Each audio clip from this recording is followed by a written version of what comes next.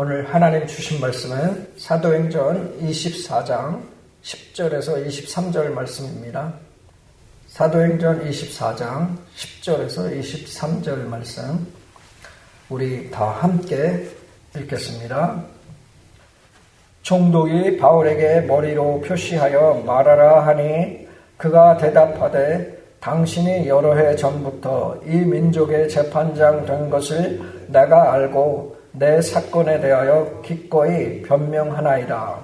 당신이 아실 수 있는 바와 같이 내가 예루살렘에 예배하러 올라간 지 이틀밖에 안 되었고 그들은 내가 성전에서 누구와 변론하는 것이나 회당 또는 시중에서 무리를 소동하게 하는 것을 보지 못하였으니 이제 나를 고발하는 모든 일에 대하여 그들이 능히 당신 앞에 내세울 것이 없나이다. 그러나 이것을 당신께 고백하리이다. 나는 그들이 이단이라 하는 도를 따라 조상의 하나님을 섬기고 율법과 선지자들의 글에 기록된 것을 다 믿으며 그들이 기다리는 바 하나님께 향한 소망을 나도 가졌으니 곧 의인과 악인의 부활이 있으리라 하미니이다. 이것으로 말미암아 나도 하나님과 사람에 대하여 항상 양심의 거리낌이 없기를 힘쓰나이다. 여러 해 만에 내가 내 민족을 구제할 것과 재물을 가지고 와서 드리는 중에 내가 결례를 행하였고 모임도 없고 소동도 없이 성전에 있는 것을 그들이 보았나이다. 그러나 아시아로부터 온 어떤 유대인들이 있었으니 그들이 만일 나를 반대할 사건이 있으면 마땅히 당신 앞에 와서 고발하였을 것이요 그렇지 않으면 사람들이 내가 공회 앞에 섰을 때에 무슨 옳지 않은 것을 보았는가 말하라 하소서. 오직 내가 그들 가운데 서서 외치기를 내가 죽은 자의 부활에 대하여 오늘 너희 앞에 신문을 받는다고 한 이 한 소리만 있을 따름이니이다 하니 벨릭스가 이 도에 관한 것을 더 자세히 아는 고로 연기하여 이르되 천부장 루시아가 내려오거든 너희 일을 처결하리라 하고 백부장에게 명하여 바울을 지키되 자유를 주고 그의 친구들이 그를 돌보아주는 것을 금하지 말라 하니라. 아멘. 할렐루야. 오늘도 살아계신 주님 앞에 나온 저와 우리 모두에게 하나님의 음성과 성령의 만져주심이 있기를 예수 그리스도의 이름으로 축복합니다. 사람은 누구나 부끄러워하고 싶지 않은 그런 이름이 있습니다. 누군가에게 알려주고 싶은 그런 이름이 있습니다. 내가 사랑하는 사람의 이름은 부끄러워하고 싶지 않습니다. 내가 진심으로 존경하는 사람의 이름은 숨기고 싶어 하지 않습니다. 내 인생을 살려준 그 은혜의 이름은 가볍게 여기고 싶지 않습니다. 그런데 이상하게도 우리는 세상 앞에서 예수님의 이름을 작게 만들 때가 있습니다. 마음으로는 믿는다고 하면서도 누군가 앞에 서면 조심스러워집니다. 예수님 이야기를 꺼내면 불편해할까봐, 복음을 말하면 이상하게 볼까봐, 기도하자고 하면 부담스러워할까봐, 내가 교회 다니는 사람이라는 것을 드러나면 사람들이 나를 다르게 볼까봐, 어느 순간 우리는 예수님의 이름을 입 밖으로 꺼내지도 못한 채 마음속에만 넣어두는 때가 있습니다. 그러나 오늘 본문에서 사도 바울은 정반대의 모습을 보여주고 있습니다.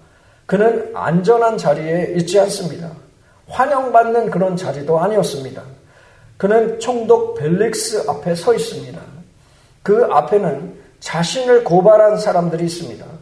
그들은 바울을 위험한 사람으로 만들려고 했습니다. 그러나 사도 바울은 그 자리에서 자신의 믿음을 숨기지를 않습니다. 그는 자기 억울함만 말하지 않습니다. 왜 이 길을 걷는지 말합니다. 그는 자신이 누구를 믿는지 말합니다. 무엇을 소망하는지 말합니다. 그리고 결국 그의 고백 중심에는 한 이름이 나옵니다. 예수 그리스도. 부끄러워하지 말아야 할 이름, 예수 그리스도입니다. 오늘 우리는 이 가슴 벅찬 고백을 통해서 세상 한복판에서 우리가 결코 부끄러워하지 말아야 할 위대한 이름을 들을 것입니다. 예수 그리스도의 복음이 얼마나 강력한 능력이 되는지를 우리가 깊이 깨닫는 그런 저와 우리 모두가 되기를 축복합니다. 우리 함께 10절을 보겠습니다. 총독이 바울에게 머리로 표시하여 말하라 하니 그가 대답하되 당신이 여러 해 전부터 이 민족의 재판장 된 것을 내가 알고 내 사건에 대하여 기꺼이 변명하나이다 말합니다. 이제 사도 바울에게 말할 기회가 주어졌습니다. 앞에서는 변호사 더둘로가 바울을 고발을 했습니다. 이제 사도 바울이 직접 대답을 합니다. 그런데 사도 바울의 그 첫 마디를 보면 그의 마음이 어디에 서 있는지가 보입니다. 그는 벨릭스 앞에서 말합니다. 당신이 여러 해 전부터 이 민족의 재판장 된 것을 내가 압니다. 말하죠. 이 사도 바울의 말은 아첨이 아닙니다. 앞에서 변호사 더둘로가 했던 그 말과 다른 것입니다. 더둘로는 벨릭스의 그 마음을 얻기 위해서 과장된 그 칭찬을 했던 것입니다. 그러나 바울은 그렇게 하지 않았습니다. 사도 바울은 상대를 존중을 하지만 진실을 잃지 않았습니다. 정중하지만 비굴하지 않았습니다. 차분하지만 두려움에 눌려있지도 않았습니다. 사도 바울은 벨릭스가 유대인의 그 종교 문제와 성전 문제 그리고 민족적 그 긴장감과 소요 사건을 어느 정도 알고 있다는 그 사실을 인정을 합니다. 여기서 우리가 보아야 할 것은 바울의 태도입니다. 사도 바울은 억울했습니다. 거짓 고발을 받았습니다. 위험한 사람으로 물렸습니다. 사람들은 사도 바울을 전염병자 같은 자, 소요를 일으키는 자, 성전을 더럽히는 그러한 자로 만들었습니다. 그런데 사도 바울은 그들의 한 그 말에 그 감정이 끌려가지를 않았습니다. 소리부터 지르지 않았습니다. 자신을 고발한 사람들을 저주하지도 않았습니다. 상대방이 거짓을 말했다고 해서 사도 바울 자신도 거칠게 그렇게 거칠어지지 않았습니다. 그는 하나님 앞에 서 있는 자처럼 말을 합니다. 하나님 앞에 서 있는 사람처럼. 우리가 11절부터 13절을 보면 사도 바울은 자신에게 씌워진 고발이 사실이 아님을 하나씩 설명을 합니다. 예루살렘에 올라간 지 열 이틀밖에 되지 않았습니다. 성전에서 누구와 변론한 일도 없습니다. 회당이나 시내에서 무리를 소동하게 한 일도 없습니다. 고발자들은 자신을 고발하는 그 일을 증명할 수도 없었습니다. 사도 바울은 거짓 고발 앞에서 사실을 말합니다. 이것이 중요합니다. 성도는, 저와 우리 모두는 억울한 일을 당할 때도 하나님 앞에 사람이어야 합니다.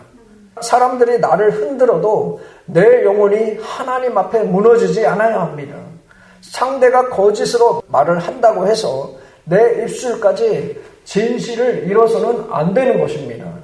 사랑하는 성도 여러분, 우리는 때때로 사람 앞에서 너무 크게 흔들립니다. 사람이 나를 어떻게 보는지, 사람이 나를 어떻게 말하는지, 사람들이 나를 인정을 하는지, 사람들이 나를 오해하는지에 마음을 뺏깁니다. 그러나 바울은, 이 바울의 육신은 지금 로마 총독이라는 그 사람 앞에 서 있었지만 하나님 앞에서 말했습니다. 그의 양심은 하나님 앞에 있었습니다. 그의 영혼은 하나님 앞에 코람되어 하나님 앞에서 서 있었습니다. 바울의 시선은 세상의 권력자가 아니라 하늘 보좌에 앉으신 그 만군의 여호와 하나님을 향해 있었던 것입니다. 하나님 앞에서 자신의 양심이 투명하고 거리낌 없었기에 바울은 사람의 권력 앞에서도 비굴하게 무릎 꿇지 않을 수 있었습니다. 하나님 앞에서 바른 사람, 하나님 앞에서 진실한 사람, 하나님 앞에서 양심을 잃지 않는 사람, 그 사람이 정말 강한 사람입니다. 저와 우리 모두가 그러한 사람이 되기를 간절히 소망합니다. 사도 바울은 하나님 앞에서 말했던 것처럼 오늘 저와 우리 모두에게도 이런 은혜가 필요합니다. 가정에서도 하나님 앞에서 말해야 합니다. 일터에서도 하나님 앞에서 말해야 합니다. 교회 안에서도 하나님 앞에서 말해야 합니다. 나를 오해하는 사람 앞에서도 하나님 앞에서 말해야 합니다. 내가 누구 앞에 서 있든지 마지막에는 하나님 앞에 서 있는 사람이라는 그 사실을 저와 우리 모두가 잊지 말아야 합니다. 우리가 세상 사람들의 그 눈치를 보고 그들의 평가에 상처받으며 위축되는 그 이유가 무엇입니까? 우리가 사람 앞에 서서 사람에게 내 인생의 그 결제를 받으려 하기 때문입니다. 기억하십시오. 하나님을 두려워하는 자는 세상의 그 어떤 사람도 두려워하지 않게 되어 있습니다. 비록 우리의 두 발은 이 치열하고 억울한 이 세상의 일터와 또 현실 그 한복판에 서 있습니다. 하지만 저와 우리 모두의 입술과 영혼만큼은 언제나 하나님 앞에서 진실하게 반응하며 승리하는 그런 거룩한 백성들이 다 되시기를 간절히 바랍니다. 우리가 계속해서 14절을 보겠습니다. 그러나 이것을 당신께 고백하리이다. 나는 그들이 이단이라 하는 도를 따라 조상의 하나님을 섬기고 율법과 선지자들의 글에 기록된 것을 다 믿으며 말씀하죠. 여기가 오늘 본문의 중심입니다. 바울은 거짓 고발에 대해서는 분명히 부인을 했습니다. 나는 소요를 일으키지 않았습니다. 나는 성전을 더럽히지 않았습니다. 그들이 말하는 고발은 증명할 수 없습니다. 말하죠. 그러나 모든 것을 부인하지는 않았습니다. 사도 바울은 한 가지를 분명히 인정합니다. 그게 무엇입니까? 그러나 이것을 당신께 고백하리이다. 무엇을 고백합니까? 나는 그들이 이단이라 하는 도를 따라 조상의 하나님을 섬깁니다. 라는 고백입니다. 사람들은 바울이 따르는 길을 이단이라고 불렀습니다. 위험한 길이라고 말했습니다. 정상적이지 않은 길이라고 몰아갔습니다. 그러나 바울은 그 길을 숨기지 않습니다. 그 길을 부끄러워하지 않았습니다. 바울은 말합니다. 그들이 뭐라고 부르든 나는 이 길을 따라 하나님을 섬깁니다. 말한 것이죠. 이 한마디가 사도 바울의 그 믿음을 보여주는 것입니다. 그는 자신을 살리기 위해서 믿음을 감추지 않았습니다. 무죄를 얻기 위해 예수님의 이름을 흐리지 않았습니다.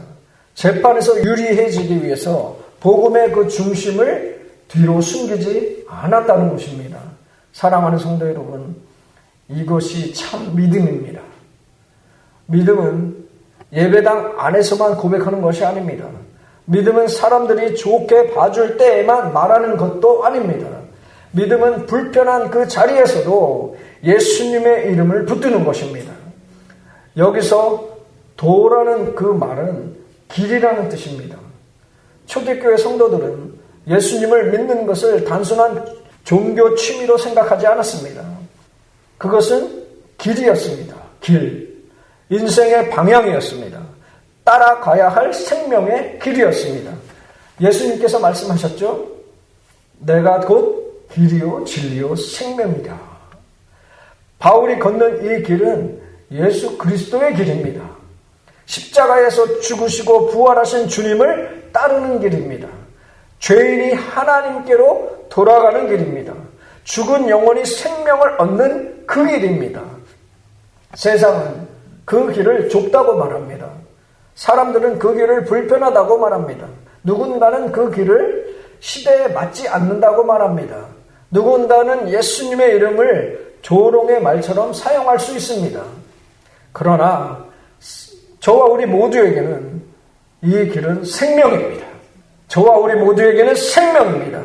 예수님 없는 넓은 길보다 예수님과 함께 걷는 그 좁은 길이 더 나은 것입니다.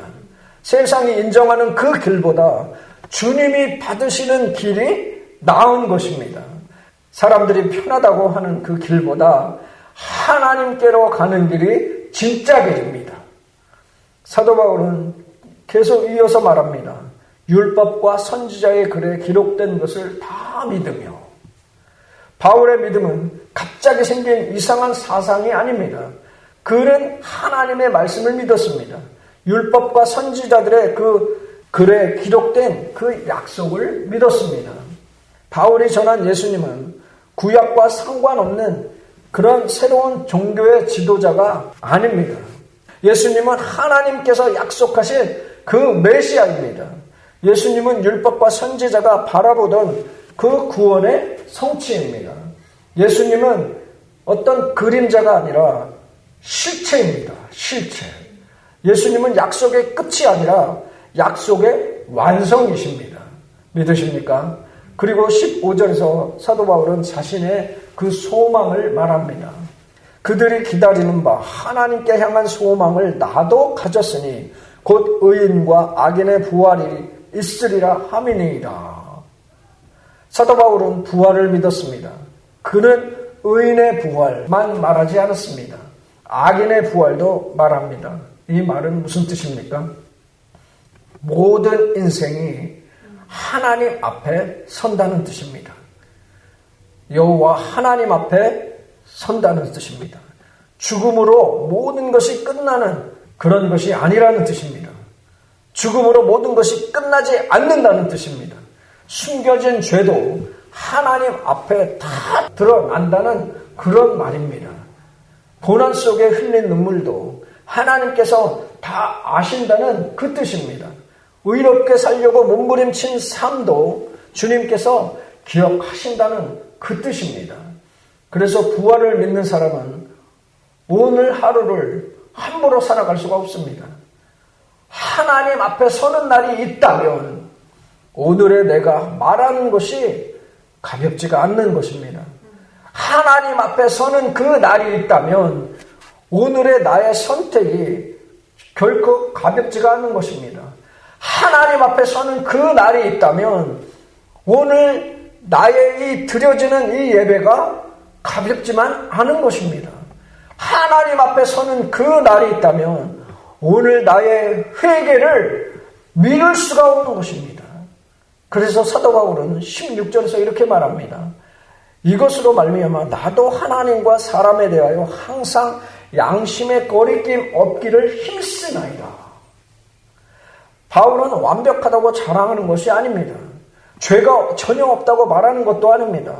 그는 하나님 앞과 사람 앞에서 거리낌 없는 그 양심으로 살기를 힘쓴다고 말합니다. 왜입니까?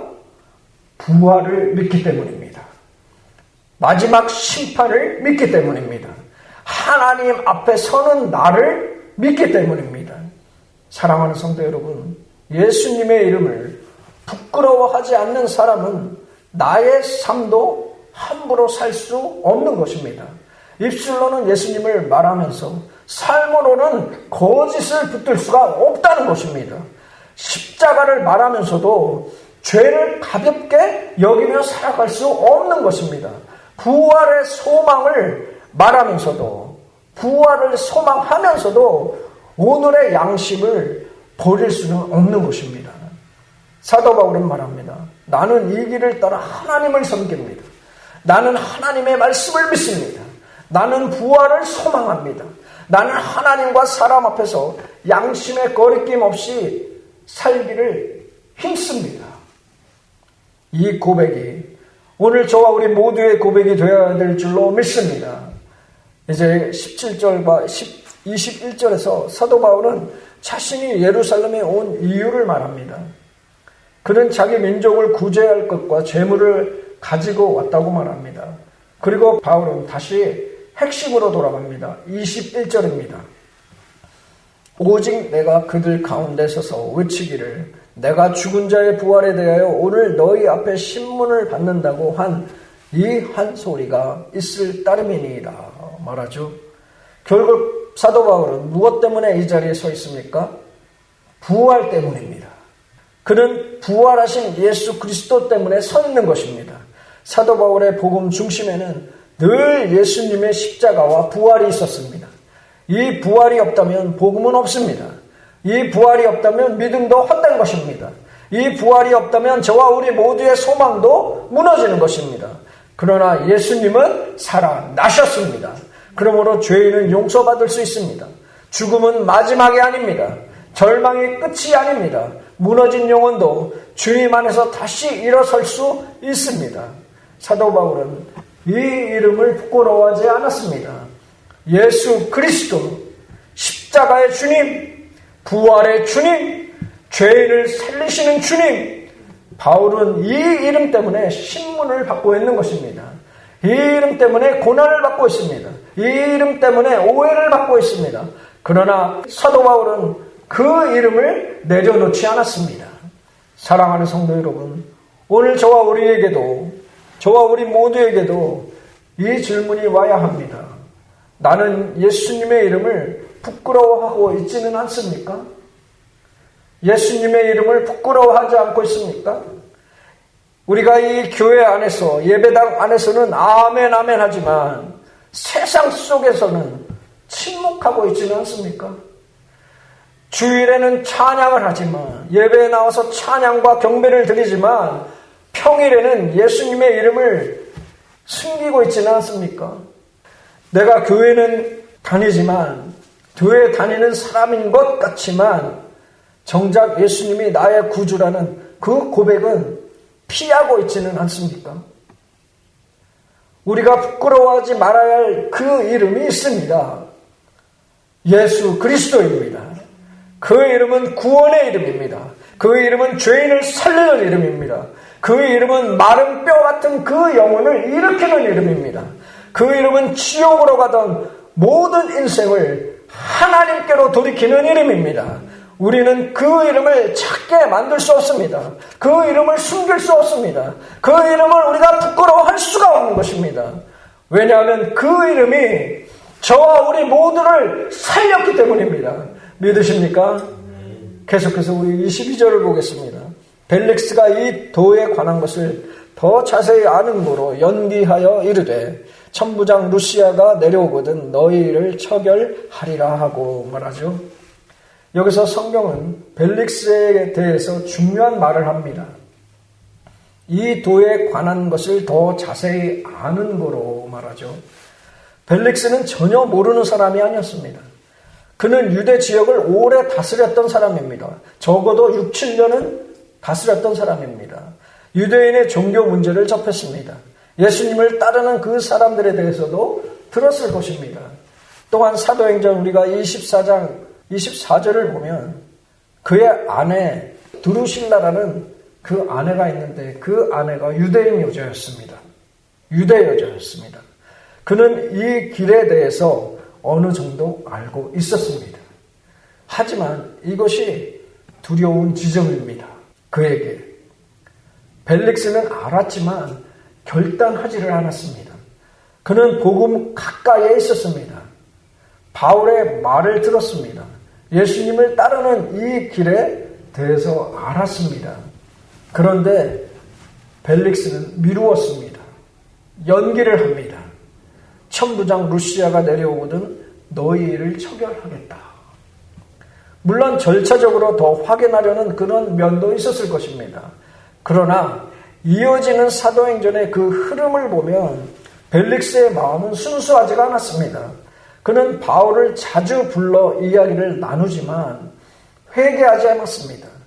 진리를 듣지만 자기 삶을 내어 맡기지를 않았습니다. 나중에는 바울에게서 돈을 받을까 기대하기까지 한 사람이 벨릭스입니다. 그는 이 도를 알았지만 이 길을 걷지를 않았습니다. 사실 이것보다 더 두려운 일이 있겠습니까? 예수님을 전혀 들어보지 못한 사람도 위험합니다. 그러나 예수님을 알고도 미루는 사람은 더 위험한 것입니다. 복음을 듣고도 무디어진 그 마음, 십자가를 알고도 눈물 없는 그 마음, 부활을 듣고도 회개하지 않는 그 마음, 교회에 가까이 있으면서도 주님께 가까이 가지 않는 그 마음, 이것이 얼마나 두려운 그런 자리인지 아십니까? 벨릭스는 이 도를 알았습니다. 그러나 이 길을 걷지는 않았습니다. 아는 것과 믿는 것은 다른 것입니다. 듣는 것과 순종하는 것은 다른 것입니다. 교회 안에 있는 것과 그리스도 안에 있는 것은 다른 것입니다. 복음을 설명할 수 있는 것과 복음에 붙잡힌 것은 다른 것입니다. 사람은 예수님에 대해 많이 알 수 있습니다. 성경 이야기도 많이 알 수 있습니다. 예배 순서도 알 수 있습니다. 찬송가도 알 수 있습니다. 기도는 또 엄청나게 할 수 있습니다. 그러나 그 영혼이 주님께 항복하지 않는다면, 그 마음이 죄에서 돌이키지 않는다면, 그 인생이 예수 그리스도께 맡겨지지 않는다면 그 사람은 아직 생명의 길 밖에 있는 것입니다. 우리가 23절을 보면 벨릭스는 백부장에게 바울을 지키되 자유를 주고 친구들이 돌보아 주는 것을 막지 말라고 명령을 합니다. 우리가 이것을 겉으로 보면 이 벨릭스는 사도 바울에게 어느 정도 호의를 베푸는 것처럼 보입니다. 그러나 호의의 믿음이 아닙니다. 친절의 그 회개도 아닙니다. 복음에 대해서 긍정적인 그 태도를 보이는 것이 구원은 아닙니다. 복음은 저와 우리 모두에게 결단을 요구합니다. 죄에서 돌이키라는 부르심입니다. 예수님께 나아오라는 그 초청입니다. 십자가 앞에 엎드리라는 그 명령입니다. 부활하신 그 주님을 나의 구주와 주님으로 믿으라는 그 하나님의 말씀입니다. 사랑하는 성도 여러분, 복음 앞에서 가장 위험한 말은 나중에라는 말입니다. 나중에 믿겠습니다. 나중에 회개하겠습니다. 나중에 돌아오겠습니다. 나중에 예배 드리겠습니다. 나중에 주님께 드리겠습니다. 나중에 순종하겠습니다.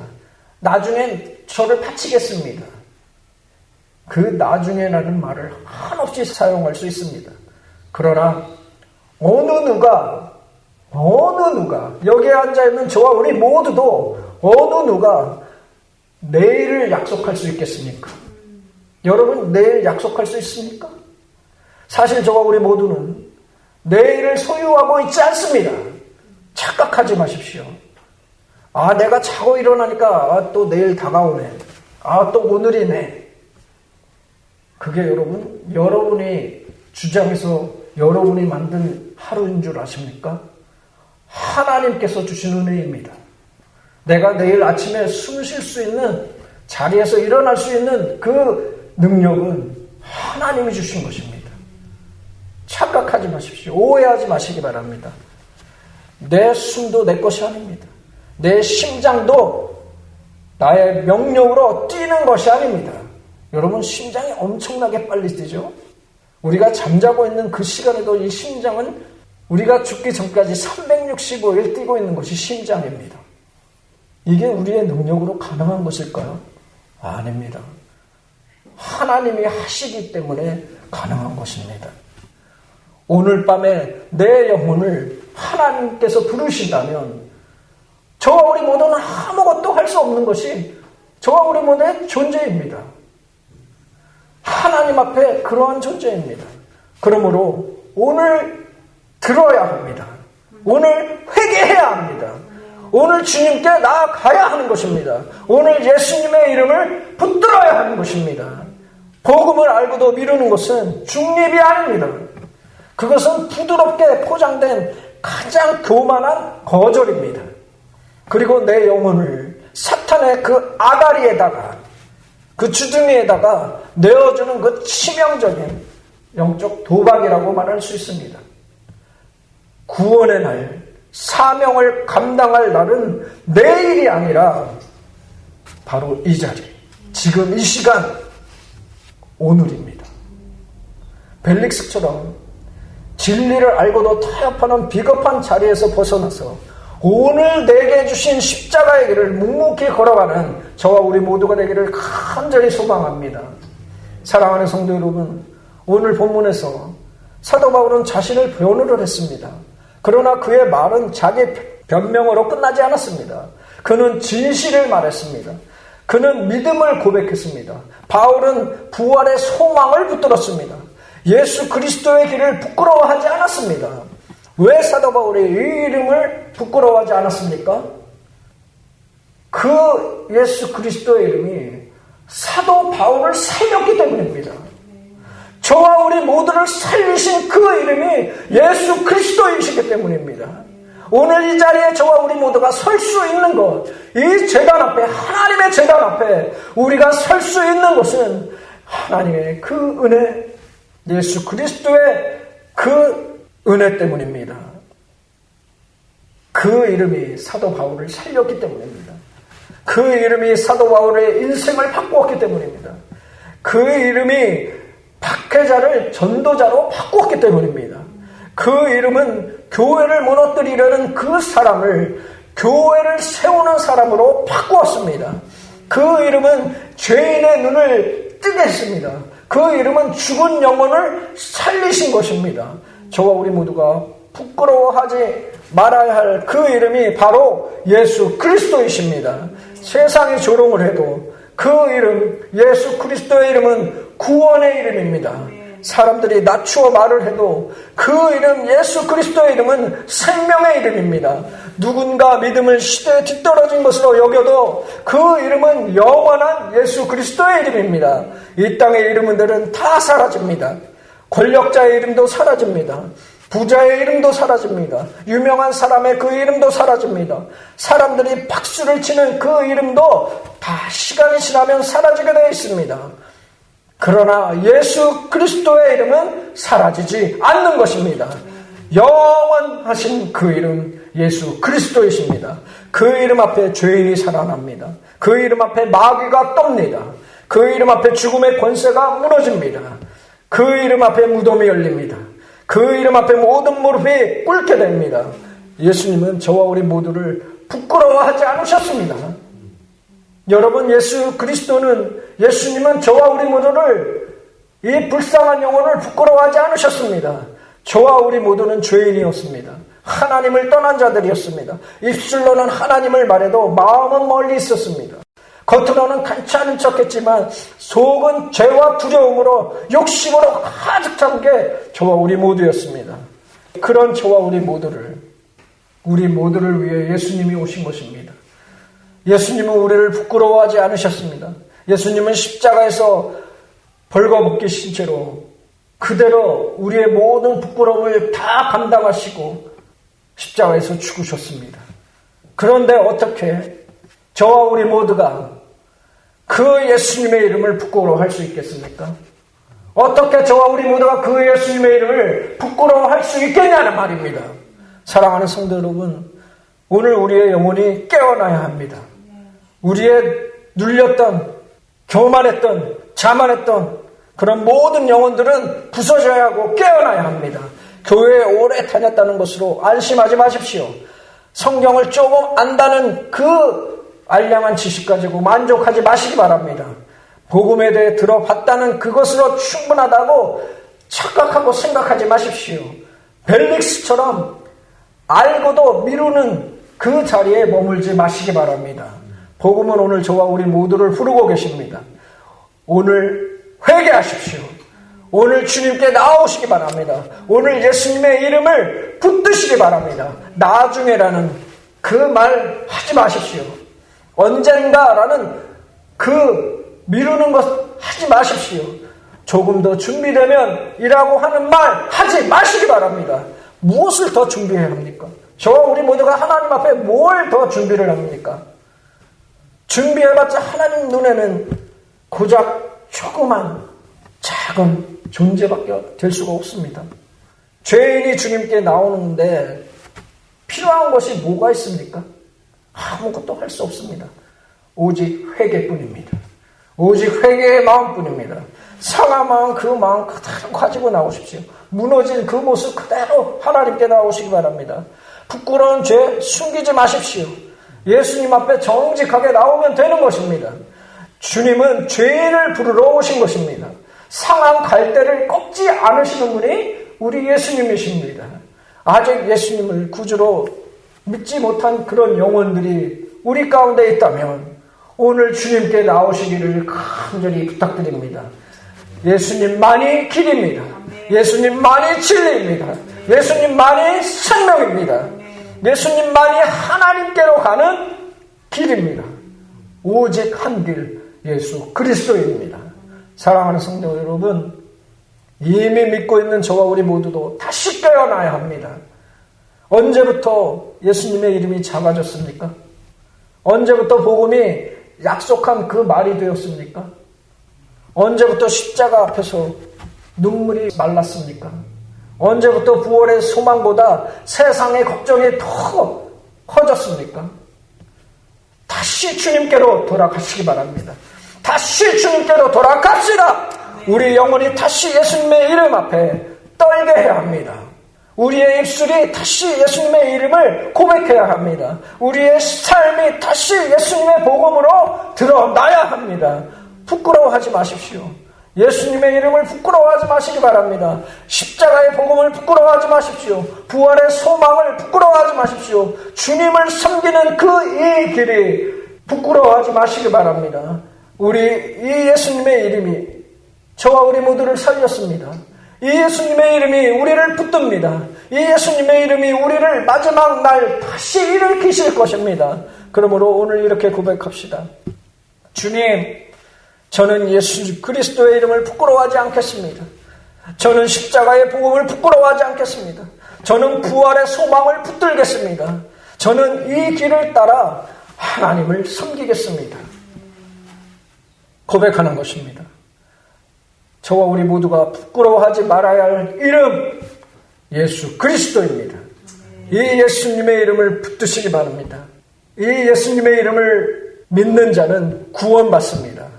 이 예수님의 이름을 부르는 자는 하나님의 자녀가 됩니다. 오늘 저와 우리 모두의 영혼이 이 예수님의 이름 앞에서 다시 살아나기를 바랍니다. 나는 지금 이렇게 살아있는데요, 그게 아니라 내 썩은 영혼, 내 마음 깊은 곳에 드러내지 않은 그 썩은 영혼, 존재 가치가 없는 그 썩은 영혼을 드러내시기 바랍니다. 우리 시온성교회가 예수님의 이름을 높이는 교회가 되기를 간절히 저는 소망합니다. 나의 가정과 일터와 삶의 그 자리에서 이 예수님의 이름이 드러나기를 바랍니다. 예수 그리스도, 우리 구주, 우리의 생명, 우리의 소망, 우리의 결코 부끄러워하지 말아야 할 그 이름, 오늘 이 시간 그 예수님의 맹렬한 사랑을 나의 심장에 품고 강력히 선포하기를 원합니다. 부끄러워하지 마십시오. 내가 부끄러워하지 않고 부르는 그 이름, 예수 그리스도께서 기어이 저와 우리 모두를 살려내십니다. 믿으십니까? 세상이 우리의 신앙을 구시대의 그런 유물처럼 비웃어도 그 현혹에 고개 숙이지 마십시오. 세상에 비웃고 짓밟는 그 길이 우리를 영원한 천국으로 인도하는 유일한 생명의 길임을 믿으시기 바랍니다. 이제 이 예배를 마치고 저 문을 나가는 그 순간 세상으로 나아갈 때에 나는 내 생명을 구원하신 예수 그리스도의 십자가를 영원히 자랑하리라 당당히 외치며 나아가기를 간절히 소망합니다. 그래서 세상이 감당하지 못하는 그 위대한 복음의 증인으로 힘차게 살아가는 저와 우리 모두가 되기를 우리 구주 예수 그리스도의 이름으로 축원합니다.